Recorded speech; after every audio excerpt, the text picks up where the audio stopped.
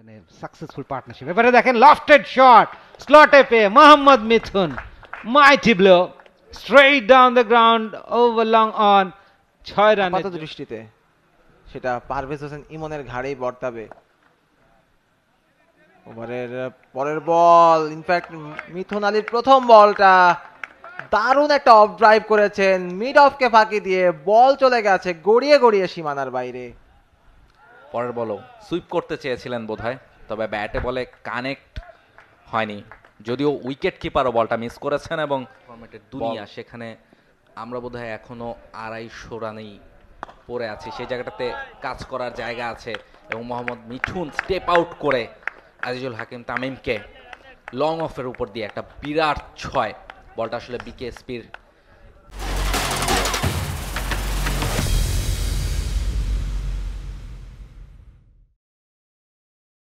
উইকেটে খেলা হচ্ছে, ভালো শুরুও আপনি পেয়েছেন, ফলে বড় স্কোর আপনাকে করতে হবে। এবার লেগ স্ট্যাম্পের উপরে বলটা ছিল, আলতো করে গাইড করে দিয়েছেন জাস্ট মোহাম্মদ মিঠুন। খুব বেশি ইন্টারন্যাশনাল লেভেলের ক্রিকেট দেখলে বল বাই বল। এবারে সুইপ শট, গ্যাপ গলিয়ে ডিপ ফাইন লেগ ভেদ করে ইজি বাউন্ডারি। নিয়াদুজ্জামান রং লাইনে বল করলেন, down the leg.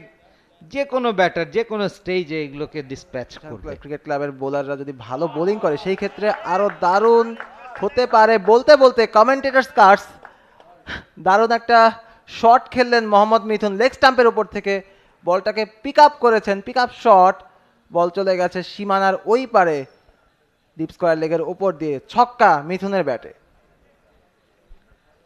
Wrong line, down the leg, মানে সাকসেসফুল পার্টনারশিপ। এবারে দেখেন লফটেড শট, স্লটে পেয়ে Mohammad Mithun, mighty blow, straight down the ground, over long on, 6 রানের জন্য দলীয় রান বাড়লো। আলোটা কেড়ে নিয়েছেন ইমন, দারুণ ব্যাটিং, এবারেও পুল করেছেন এবং আরো 4টা রান অনায়াসে পেয়ে যাবেন এখান থেকে।